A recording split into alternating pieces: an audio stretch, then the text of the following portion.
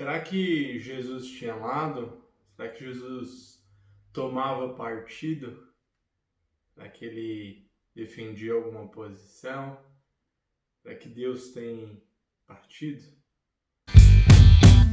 E aí, pessoal, rapidinho aqui antes de eu continuar minha reflexão, só queria pedir uma licença para vocês, para primeiro poder me apresentar, né? Meu nome é Samuel Oliveira e desejar as boas-vindas a todas e todos vocês aqui no meu novo programa Fé Irracional, aqui no canal Com Bom Senso. Para você que não sabe, tem um outro programa que é O que você pensa disso, onde às quintas-feiras eu falo um pouquinho sobre política, a cidade, o país, no mundo afora, enfim, tudo que está acontecendo aí nas últimas notícias eu dou uma comentada. Então aproveita para acompanhar aqui meu canal de quinta-feira também, beleza? E se você quiser me conhecer um pouquinho mais, saber o que constrói os meus princípios, quem é o Samuel, por que ele pensa dessa maneira, veja o vídeo de entrada, vou deixar a indicação aqui para você também. E se quiser, aproveita para me seguir nas redes sociais, beleza? Ah, e não esquece, se inscreve no canal, dá o joinha no vídeo, aperta o sininho para você saber sempre que chegar um vídeo novo e, claro, deixa seus comentários aí, suas opiniões, sempre partilhando das suas ideias, mas sempre com bom senso.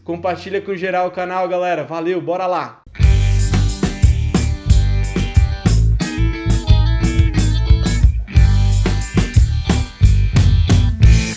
Bom, gente, hoje eu quero começar minha reflexão com vocês lendo um versículo no livro de Jeremias, capítulo 22, versículo 16, que diz assim: Ele defendeu a causa do pobre e do necessitado, e assim tudo corria bem. Não é isso que significa me conhecer, diz o Senhor. Bom, esse é um versículo muito importante para a gente ter algumas compreensões, mas já adianto o seguinte, que aqui o profeta Jeremias estava se dirigindo ao reinado de Judá, né, e dando o exemplo dos seus descendentes, dos seus antepassados, aliás, e não está falando de Jesus, certo? Mas, ao mesmo tempo, deixa muito claro aqui uma posição de Deus, uma posição política de Deus, uma decisão de qual lado de Deus, de onde Deus está e onde Deus defende, né? E é isso que a gente vai refletir aqui hoje. Se Jesus tem lado, se Deus tem algum lado, se Deus tem alguma posição, tem algum partido, né? A história da igreja mostra, por vezes, a igreja se vinculando na política, né? E tomando partido, mais um partido político, né? Tomando partido, mas a partir de uma participação num projeto de poder na sociedade, né? Assim foi a história da primeira igreja, né? A igreja católica, mas mesmo as igrejas protestantes pós-reforma também passaram por esse processo, e hoje aqui no Brasil a gente percebe esse projeto de poder entre as igrejas, né, e dentro da política, né, dentro de um projeto político partidário muito grande. Mas quero falar um pouquinho sobre esse tomar partido de Jesus, ou esse partido de Deus, que é um partido um pouco diferente. Não é esse partido político, né, de sigla partidária. Eu acho que é importante a gente fazer essa distinção. Hoje, na nossa sociedade, a gente se confunde muito com isso. E cria-se todo esse imaginário confuso justamente para nos afastar daquilo que é mais importante, com receio de se aproximar daquilo que é de fato ruim. Né? Criou-se o imaginário que tomar partido ou participar da política ou qualquer outra coisa do tipo é algo extremamente negativo e reservado aos que têm interesse, que dentro dessa lógica, né, que vão consequentemente por um viés ruim, corruptível, maldoso, individualista, né? Porém, tomar partido é simplesmente tomar lado. Quando eu falo de Jesus, se ele tem um partido, não é um partido político brasileiro, uma sigla brasileira. Não é porque ele é do PT, do PSDB, do PSL, do PCdoB, seja lá de quem for, né? É porque ele toma lado. Dentro da sociedade, da existência humana, Deus tem posição. E isso é muito importante para a gente poder refletir aqui hoje, que Jesus tem lado sim. Há quem pense, Jesus ele não tem lado, ele está aí por todos, ele ele ama todos igual e ele não tem imposição, ele não defende um mais do que o outro, talvez você esteja enganado. Jesus ama todos de igual modo, isso eu creio sim. Creio muito que Deus nos ama incondicionalmente a cada um, mas não fica quieto, não é silencioso, né? Não é um amor quieto que é com uma passividade de aceitar todas as coisas, não. Apesar de Deus amar a todos e ter se entregado por todos, Deus tem lado. Deus tem lado. E esse versículo deixa muito claro, mas a gente vai explorar um pouco mais qual que é o lado de Deus, né? Na história do cristianismo, na história da humanidade, na sua relação com Deus, Deus sempre vai deixando muito claro qual que é a sua posição acerca da existência humana e da defesa das pessoas. E Deus defende os pobres. Exatamente. Deus não está do lado dos ricos. Deus não está do lado dos opressores. Deus não está do lado dos que retêm a si grande parte das coisas em detrimento das outras pessoas. Deus tem lado. E Deus está do lado dos desvalidos. Deus está do lado dos que sofrem, dos que perecem, dos que morrem, dos que são oprimidos. Deus está do lado dos pobres e empobrecidos. Assim começou o primeiro porquê. E a gente já vem refletindo sobre isso há algum tempo aqui. Deus tem uma proposta de criação para a coletividade, para a partilha e para a integralidade entre as obras da criação. Quando o homem rompe com isso, né, já falei isso aqui em outro momento, ele faz com que ele, sendo independente do outro, faça do outro um objeto de poder, né, sobre esse outro. Então, a partir daí nasce a opressão e nasce o desejo pelo acúmulo das coisas, a fim de que você tenha para si o privado e não partilhe com o outro, né? E nisso cria-se toda uma relação de opressão, de opressor e oprimido.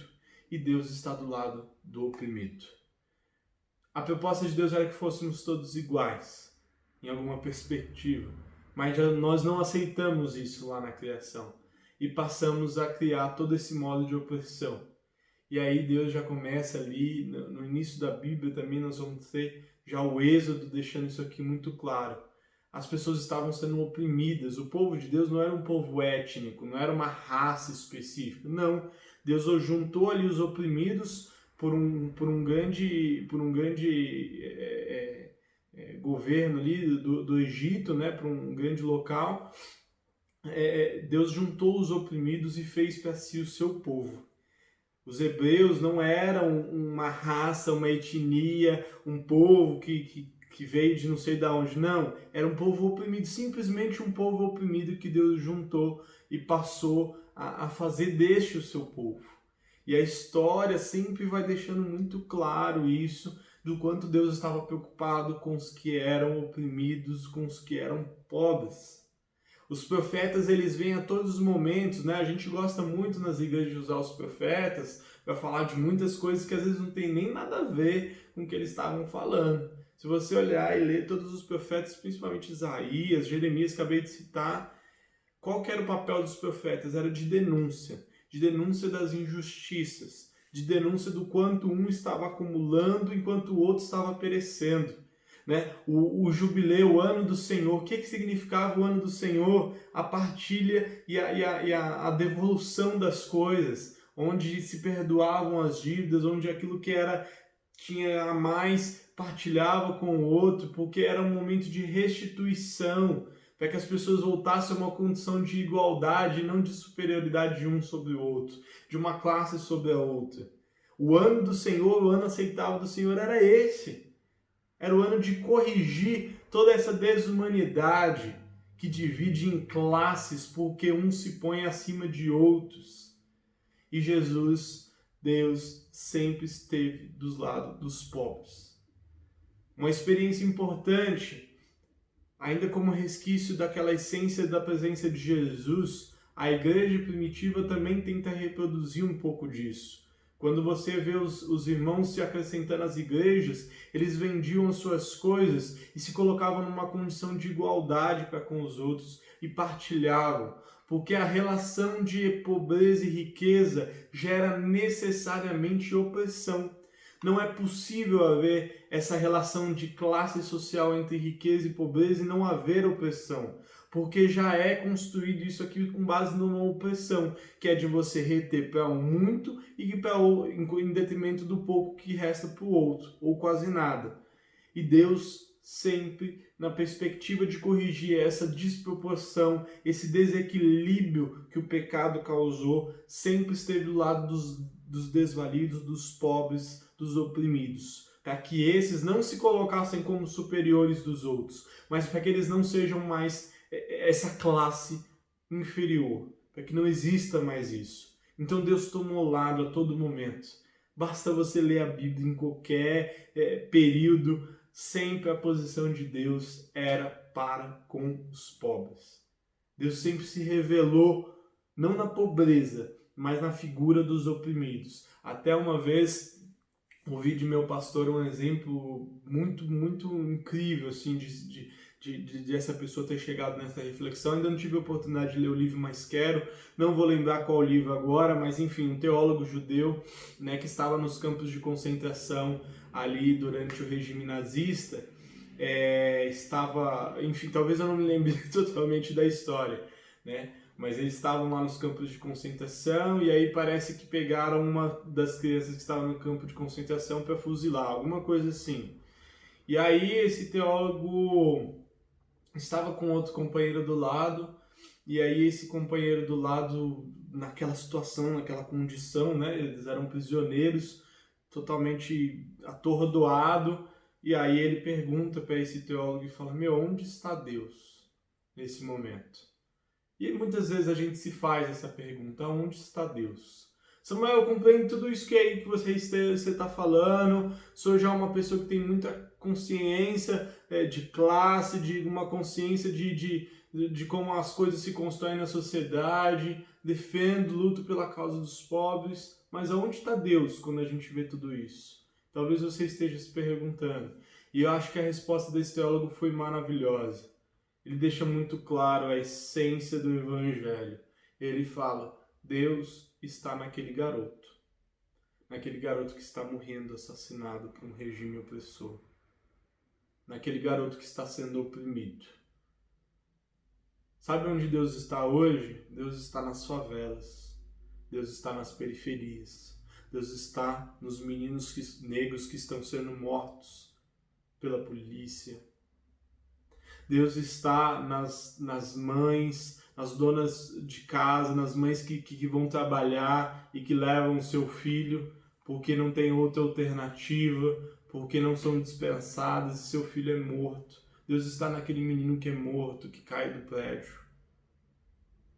Deus está nas pessoas dentro das periferias que estão morrendo porque não tem saneamento, porque não tem água para lavar as mãos e se livrar de um vírus terrível. Deus está nessas pessoas. Deus está no LGBT que morre a pauladas numa avenida, numa rua, simplesmente por sua condição de gênero, sua identidade. Deus está nessas pessoas. Deus está nas mulheres que são oprimidas cotidianamente, que apanham dos seus maridos. Deus está nas crianças que estão sendo vendidas a troco de nada. Deus está nos oprimidos. Deus está nos pobres. Deus está nos pobres dos que não têm condições hoje de ter uma casa, dos que estão na rua por conta de uma pandemia e por conta de um estado de desigualdade, onde pessoas moram em mansões e estão lá passando uma quarentena nas suas piscinas, fazendo com que outros não tenham o que comer, que estejam na rua, e Deus está nesses da rua. E muitas das vezes esse que está lá numa piscina, numa mansão, é um pastor, é um servo de Deus. Deus não está nele, Deus está naquele oprimido. Deus está nos pobres. E esse é o lado de Deus. Você pode negar, você pode não aceitar, mas esse é o lado de Deus. Deus tem lado. Deus toma partido. Cristo toma partido. Inclusive, trago à memória, Jesus, ele vive inclusive uma vida militante. Ele não só toma partido como é militante. Ele não é um militante da esquerda, da direita, disso, daquilo. Se você conseguir fazer alguma identificação dessa essência de Cristo com algum lado político do que a gente tem hoje dentro dos polos, é importante que você faça. E você vai perceber onde que Jesus está. Eu acho que ele deixa muito claro. Não que ele toma sigla, não que ele toma um método aqui. Não estou dizendo que Jesus se expôs a um método, eu sou comunista, sou socialista. Não é isso, nem existia essas coisas. É um método científico para apontar alguns rumos. Mas se você entender os valores de Jesus, né, e conseguir aplicar isso no nosso contexto, você rapidamente vai perceber de que lado que Jesus está. Ou de que lado que nós devemos estar para estar mais próximos de Jesus, né? E Jesus, ele tinha essa vida militante. Não só ele, como os seus apóstolos também, né? Depois, inclusive, eram perseguidos constantemente porque eles tomavam partido. Porque existia um Estado, certo, autoritário, excessor, que fazia com que não podia haver manifestação. Não estou falando de manifestação de rua, não podia manifestação de opinião contrária àquele regime, que pregasse uma igualdade como Jesus estava pregando, que pregasse o amor entre as pessoas como Jesus estava pregando, que pregasse os cuidados com os desvalidos como Jesus estava pregando. Se você ler Mateus 25, você vai perceber isso com muita clareza, com muita nitidez da parte de Cristo. Quando ele fala, dê ao que tem fome comida, dê aos pobres atenção, cuide dos presos, das viúvas, dos que têm sede, dos estrangeiros, todos esses desgraçados, todos esses empobrecidos na nossa sociedade hoje, Jesus fala para cuidar. E Jesus era um militante político por essa causa, pela causa dos pobres, dos necessitados. E por isso ele era perseguido. Por isso Satanás o tentou. A tentação de Satanás, sabe qual que era? Era de falar, Jesus, interrompa o seu ministério de denúncia. Isso vai lhe custar a vida. Isso vai lhe custar essa sua vida na carne no qual você se encarnou aqui. Isso vai lhe custar isso. Eu posso te dar outras coisas, riquezas, reis e tudo mais aqui se dobrar diante de você.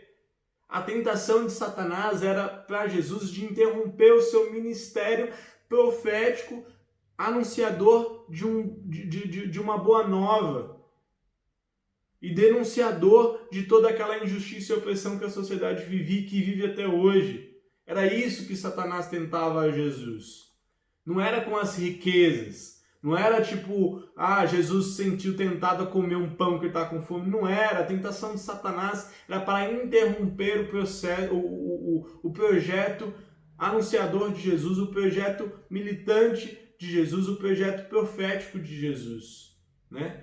E Jesus, ele se mantém firme, né? Tanto que nós temos a questão do sacrifício, quando Jesus já sabia qual era o destino dele. Não é porque ele simplesmente serviu como um bode expiatório ali. Não era o sacrifício dentro daquela perspectiva de se matar e derramar sangue de um animal. Não era isso. Jesus é o cordeiro, mas não nesse sentido. Não mais nesse sentido. Não foram os religiosos que sacrificaram a Jesus, que ofereceram um sacrifício a Deus. Não, o sacrifício de Jesus foi um dom gratuito, mas dentro da perspectiva de que Deus já reconhecia que nessa sociedade não cabe esse tipo de militância de Jesus, que ele seria automaticamente perseguido, preso e morto, como resultado consequente de uma intervenção subversiva e de uma intervenção profética, denunciadora e de justiça para os povos dentro de uma sociedade autoritária, dentro de um Estado autoritário, dentro de uma sociedade de desigualdade. Jesus já previa, já sabia isso, esse resultado lógico da coisa. É por isso que ele já sabia para qual destino que ele estava indo, que era a morte. O sacrifício dele é nesse sentido, de doar a sua vida para anunciar uma vida diferente, para anunciar uma vida pelos outros, para denunciar a riqueza opressora e defender os pobres, não a pobreza, mas os pobres, né? E Jesus fazia isso muito bem, questionava as autoridades. Aí talvez você diga, poxa, Samuel, mas e as autoridades, já que você está falando de política e tudo mais? As autoridades, elas precisam estar submissas a essa lógica de coletividade e integridade de Deus. Se elas não o fazem, nós temos que desobedecê-las. Martin Luther King, um pastor maravilhoso, né? Teve sua grande participação no movimento negro nos Estados Unidos, disse uma coisa muito importante. Nós temos o dever moral de desobedecer às leis injustas, porque a autoridade nem sempre ela é constituída por Deus. Porque Deus constitui a autoridade daquele que vai partilhar a justiça. Se não fizer isso, tem que ser detonado. No sentido de sair da sua posição. Precisa renovar, precisa ter outra. Porque Deus tem um lado. E o lado dele é dos pobres. Não é da pobreza, é dos pobres. É dos desvalidos. E Deus não está do lado dos que oprimem. Deus não está do lado dos que retêm para si em detrimento dos outros. Deus tem posição. Deus tem lado. Isso é muito importante da gente compreender. Nós não podemos achar que nós temos que ter uma neutralidade, né? A gente precisa tomar partido como uma expressão pública da nossa fé. A expressão pública da nossa fé não é a gente falar, eu creio em Jesus, ele é meu Salvador, único Senhor e Salvador. Não é isso que Deus quer. Isso Deus já sabe do seu coração. Se você crê ou se você não crê. E a nossa fé é muito limitada. O que Deus quer como expressão pública da nossa fé é essa nossa partilha de uma sociedade por justiça.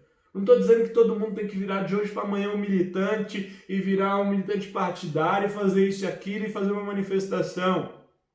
Mas nós não podemos nos consentir com toda essa injustiça e desigualdade que vive a nossa sociedade. Nós temos que tomar lado, tomar posição. Existe um perigo que é o perigo da neutralidade. Isso é um perigo para o evangelho. Isso é um perigo para o cristianismo, esse perigo, essa questão da neutralidade. Nós não somos neutros. Nós não somos imparciais, nós temos lado, temos partido e nós temos posição, que é a dos pobres, dos desvalidos, dos empobrecidos e dos oprimidos. Qualquer um. Nós temos que defender a vida humana e a vida com dignidade. Temos que defender os direitos humanos. Nós perdemos essa essência. Hoje nós temos um monte de evangélico dizendo que bandido bom é bandido morto. Como isso é possível? Como isso é possível? Bandido bom é bandido convertido, é bandido reabilitado na sociedade, reinserido na sociedade, largado do crime. Bandido bom é um bandido diferente, ressocializado. Bandido bom é um bandido não sendo bandido, é ser um ser humano que tem as suas coisas e que não precisa em nenhuma medida e não o faz tirar dos outros. Seja em pequena ou em grande medida. Nós perdemos essa essência. Nós precisamos lutar por qualquer um que é oprimido e não desejar mais opressão, não reter mais para nós um acúmulo avarento.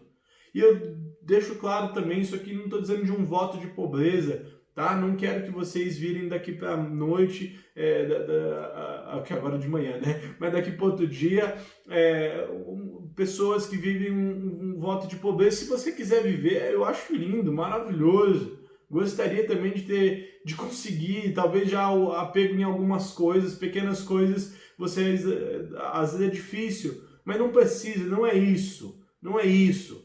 Jesus também deixa isso claro, naquele exemplo lá de quando ele recebe perfume, os pobres vocês vão sempre ter com vocês, ou seja, não é para vocês se privarem de ter as coisas. O que eu estou ensinando não é isso, não é você todo mundo chegar aqui, vamos agora todo mundo virar pobre, já não é isso. Deus não defende a pobreza, Deus defende a riqueza socializada para todas as pessoas. O que Deus não defende é o acúmulo privado de toda a riqueza para uma classe em detrimento da outra. Deus defende os pobres e a riqueza para todos. Deus não defende o rico e a pobreza para ninguém. É muito simples. É muito simples. Então não é um voto de pobreza e também não é caridade que nós devemos fazer. é uma luta política que tem lado. Se você se entender como alguém que tem que se engajar numa luta política partidária, né? Eu sou uma pessoa que tem essa disposição, por exemplo, entendo o meu ministério como esse, me engajo. Mas você não precisa fazer isso para você estar do lado de Jesus. Basta você estar do lado dos pobres, dos oprimidos, dos desvalidos. Basta você tomar lado. Basta você não se colocar como isentão, isentona, ficar em cima do muro. Não existe muro na luta de classes. Não existe. Nós temos uma tensão muito grande entre a riqueza e a pobreza a todo momento. Ou você não acha que a tensão é o resultado de uma pessoa morar ao lado de um esgoto, enquanto outra pessoa tem diversas e diversas casas sem uso? Você acha que isso daqui não é um conflito? Quando a pessoa vai e chega ao ponto de se matar porque ela já não tem mais perspectiva de uma vida com dignidade? Quando uma pessoa não tem um chuveiro quente, quando uma pessoa morre num frio, no inverno, como deve acontecer nos próximos dias, porque ela não tem uma casa, você acha que não há uma tensão natural na sociedade nesse sentido? Existe, e não existe um muro que nos divida, existe apenas uma linha e você não tem espaço sobre essa linha, você não tem como ter neutralidade, porque se você tem neutralidade nesse sentido, você se coloca do lado do oprimido, porque a suposta neutralidade ela é conservadora, ela conserva o que está posto, e o que está posto e prevalece hoje é a desigualdade. O que está posto e o que prevalece hoje é a posição dos opressores. É isso que está sobre os oprimidos. Então, se você não tomar lado de rachar com isso daqui, de sair desse lado, para ir para o lado que Jesus está, dos que estão sendo oprimidos, mortos, baleados, esfaqueados, dos que estão sendo empobrecidos, dos que estão sendo mortos de fome, de sede, dos que estão sem teto, dos que estão sem nada. Se você não tomar esse lado, você vai continuar desse lado de cá. Ah, Samuel, mas eu não oprimo ninguém. Ah, Samuel, eu prefiro ficar quieto. Não fique quieto. Não fique quieta. Não existe isso. Você precisa tomar lado. A nossa missão da nossa existência precisa ter sentido com a nossa expressão pública de fé em tomar lado pelas pessoas do qual Jesus está. Fora isso, é uma vida mesquinha, é uma vida sem valor, sem utilidade, que não compete a nada da existência porque você viveu uma vida para crescer e morrer sem ter construído nada, sem ter participado do Evangelho na sua essência, que é a luta pelas pessoas oprimidas, desde o início lá no Êxodo, como eu exemplifiquei, na tentativa de retomar a proposta original da criação que foi rompida com o pecado. Se você não tomar isso, você não tem uma vida disposta a nada. E é isso que você quer? Ou você quer estar do lado de Jesus? Porque Jesus tem lado, e é dos pobres, é dos oprimidos, é dos desvalecidos. É de todos esses e todas essas que todos os dias morrem por conta da desigualdade social. Pense nisso, que Deus te abençoe, que a graça de Deus permaneça sobre vocês e até semana que vem. Penso, não sei se eu te convenço, não é pra qualquer um. Tem quem não tem bom senso e quem é só senso comum. O jogo é intenso e a primeira é um caminhão. Pode descer trucando que essa aqui eu venço.